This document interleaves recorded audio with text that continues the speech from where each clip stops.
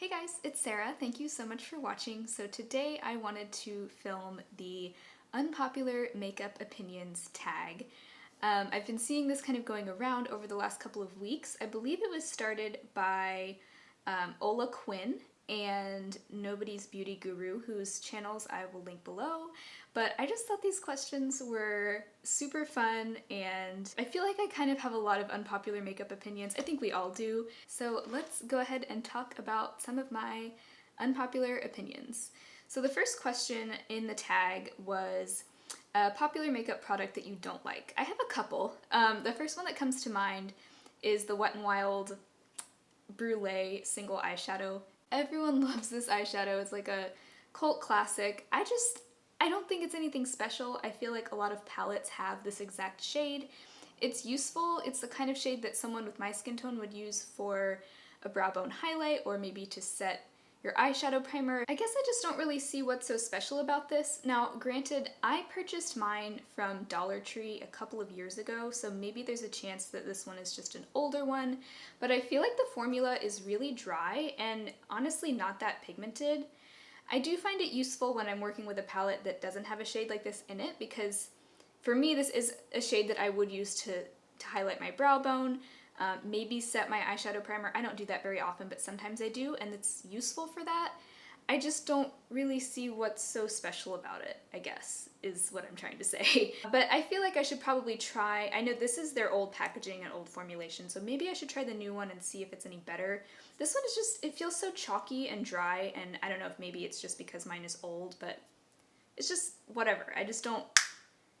I feel like it's not a necessity. Like if I lost this, I wouldn't go out and buy it because I have so many of this exact same shade in other palettes. That was one that I kind of I know a ton of people love that shadow, and for me it's just kind of like, whatever. Another product that is really popular but that I just don't like very much or don't reach for very much is the Wet n Wild Mega Glow Contouring Palette. I have it in the shade Dulce de Leche. You have a light powder and a deeper contour shade. Both are matte.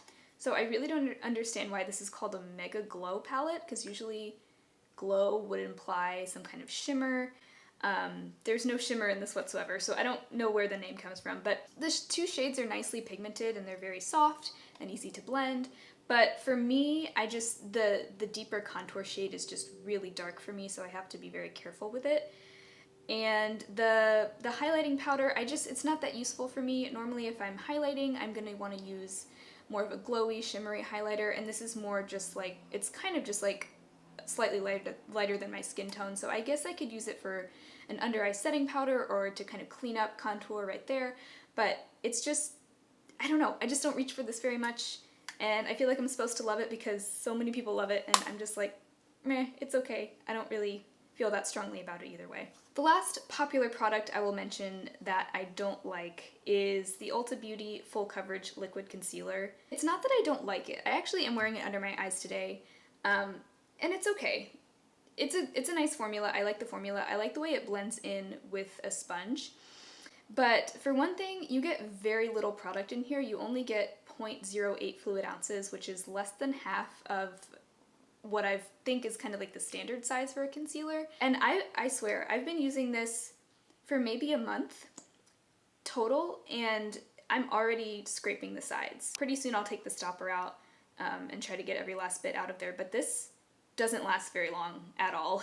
It's kind of deceiving because the packaging is kind of thick, but when you actually look through the bottom, the tube that contains the product is really narrow. So I just think it's not a very good value, and the concealer itself, it claims to be full coverage. I don't think it is quite full coverage. It has good coverage. It's better than, say, the Wet n Wild Photo Focus Concealer, which I also didn't love. But I don't know, maybe if there were more product in here and if it was a better value, I would like it more, but I think that actually per ounce, this is more expensive than a lot of high-end concealers. So I think next time I'd rather just go for maybe the Too Faced Born This Way concealer that I've heard a lot of great things about, maybe the Tarte Shape Tape, because those both I know have a lot of product in them, and they're supposed to be full coverage, which is kind of what I'm looking for in a concealer. So not my favorite product, but I know a lot of people love it. And it is a nice formula. I'll say that. Okay, the second question was popular makeup brand that everyone else seems to hate but you love. So my answer for this one is the EcoTools sponge.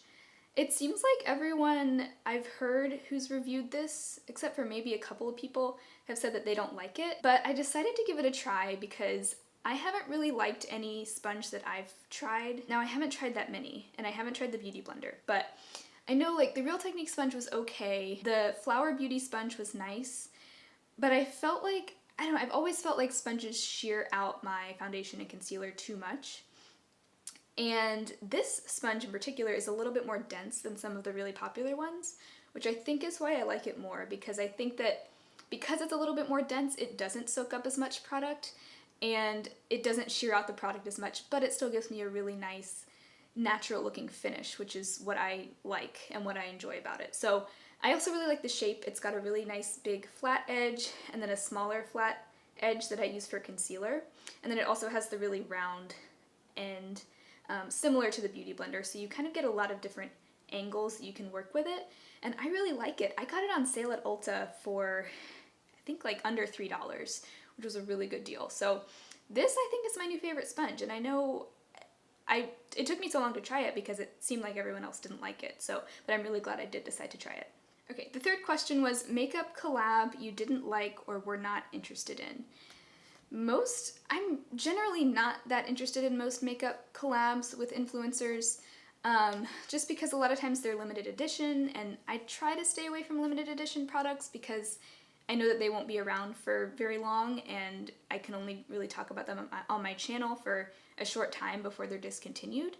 So for that reason, I don't usually go for influencer collabs. I know some are permanent line, and I don't know, for some reason they don't usually grab my attention. I will say one influencer collab that I am really interested in right now, I don't know if I'll buy it, but I am interested, is the e.l.f. Modern Metals collection, especially the eyeshadow palette. I just think the color scheme on this palette is so pretty. I'll insert a picture on the screen.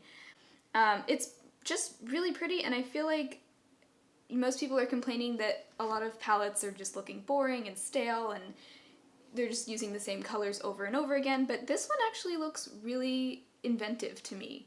There's like a navy blue, there's a mustard yellow, a purple, like an olive green. It's an interesting color scheme, and I haven't tried any of the e.l.f. 10-pan palettes yet, but this one I actually would definitely be interested in trying because it looks like just such a beautiful fall color story. I actually don't even know the influencers that are behind this collab, but I definitely would want to check them out now because I think they came out with a gorgeous palette. And so yeah, that is one that I am interested in right now, but for the most part, I just don't normally go for influencer collabs just because they don't usually grab my attention. Next question, popular makeup step that you never do. I have a few. Number one would be curl my lashes. I don't even own an eyelash curler. I know, crazy. My eyelashes just already have a little bit of natural curl to them already, so I feel like if I can get away with it, I'd rather just not curl my lashes. Another similar step to that would be false lashes. I really hardly ever wear false lashes.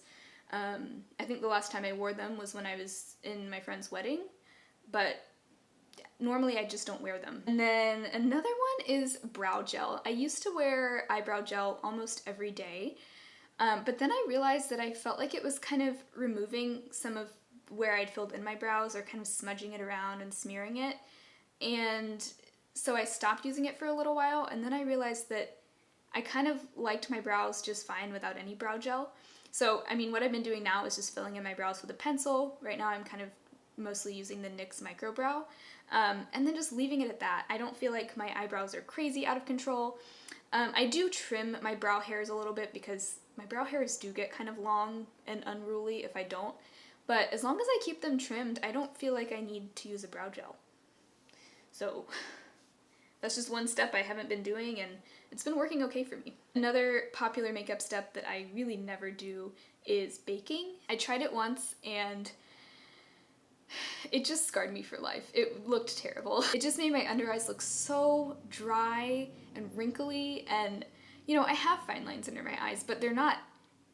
This just emphasized it way too much, and I'm sure it had to do with the powder I was using and the concealer I was using, maybe there would be better products for it, but I'm happy just setting my under eyes with a little bit of powder and a brush.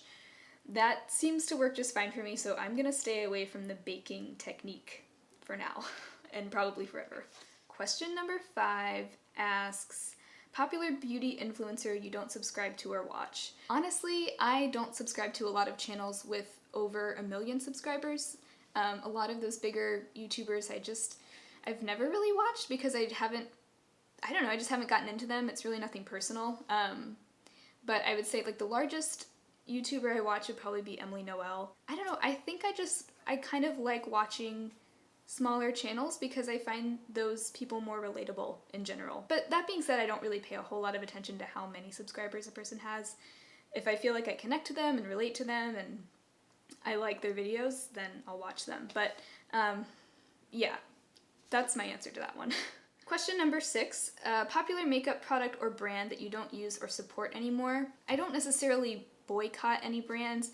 Jess and I kind of talked about this in our Get Ready With Us video. We talked about cancel culture and boycotting brands. I mean, obviously I only purchase from brands that are cruelty-free, but outside of that, there really aren't any brands that I'm particularly boycotting. I will say I'm not incredibly interested in purchasing from Kat Von D right now for a lot of reasons. I do have one product from Kat Von D, and it was one that I just got for free once. I've never actually purchased from them, so I guess I can't say that I'm not purchasing from them anymore because I never really purchased from her brand. Not for any particular reason, but just because I wasn't interested in any of the products. But now I don't know, I feel like there's just so much controversy around that one that I'm just not gonna go out of my way to purchase from Kat Von D. Same with Jeffree Star, that's another one. I'm just not interested, and I just think there are so many other brands I'd rather support. Another thing about that is it's really hard to be 100% ethical in all your purchases, and I think Jen Loves Reviews did a really good video on this that I can link down below, but she talked about, I thought it was brilliant. She did a full face of products from brands that everyone hates or controversial brands, and just talking about, I mean, there are so many controversial brands now. It's getting a little out of hand. But I just thought her thoughts on that, she wrapped it up really well, and as a makeup reviewer that made a lot of sense for her, so I'll link that in the description box if you haven't seen it yet, because I think she shared some really eloquent thoughts. Question number 7, a makeup trend that you have no interest in trying. I mean, I'll pretty much try anything. I guess you guys know I'm not really that adventurous with my makeup. You know, I'll play with color every now and then, but I kind of like to stick to the same sort of routine. One trend that I'm just not really that into is the heavily filled in eyebrows, like the Instagram brows where they're just really boxy and almost like painted on. That looks great on some people, and I think a lot of people can pull that off, but for me, I just think I have such a fair skin tone and light hair that it just doesn't, I feel like it just wouldn't look right on me. I kind of just like for my brows to look as natural as possible. I always struggle with my brows though. I can never get them to look exactly the way I want them to, but I would say that the really heavily filled in brows would be one trend that I'm not super interested in trying. And the last question, number 8, asks, a makeup product that was better in theory than when you used it, either swatched better or worked better on others than you. My answer would be the Norvina palette. I did a whole review on this, if you want to hear more of my thoughts. I don't know, I looked at this palette and I thought the colors were gorgeous. I liked that it had some really pretty purples and pinks and mauves. Those kinds of colors are right up my alley. But for some reason, whenever I look at this palette, I'm like, ugh, like, I don't want to use it. And I think it's just, maybe it's not quite right for my skin tone. Maybe it would look better on someone with a more tan complexion or a deeper skin tone. The other thing is that a lot of the shimmers are just really, really chunky, like beyond anything I've used before. And I'm not usually one that's bothered by fallout. I didn't think that the Subculture palette was that bad in terms of fallout. Like, I don't mind if a little bit of powder gets kicked up in the pan, but some of these chunky metallic shades are just out of control. They look gorgeous on the eyes and they look gorgeous swatched, but for some reason I just don't find myself quite as inspired by this palette as I thought I would. And I read a review on Ulta's website where someone said that they felt like every look that they came up with from this palette made them look like they had a black eye. and I kind of feel the same way. I feel like maybe these just aren't the most flattering shades on me, which is kind of unfortunate. I still think it's a beautiful palette. I'll still use it, but it's just, I don't know. I loved it in theory, and then when I got it and really started using it and being honest with myself, because I usually love ABH shadows, I kind of just, I don't know, it just didn't quite do it for me. So, bummer. So that wraps up the unpopular makeup opinions tag. I thought this was super fun. Let me know what your unpopular makeup opinions are. And also, if you have a channel and you want to do this, consider yourself tagged. But yeah, thanks so much for watching, and I will talk to you guys next time. Bye.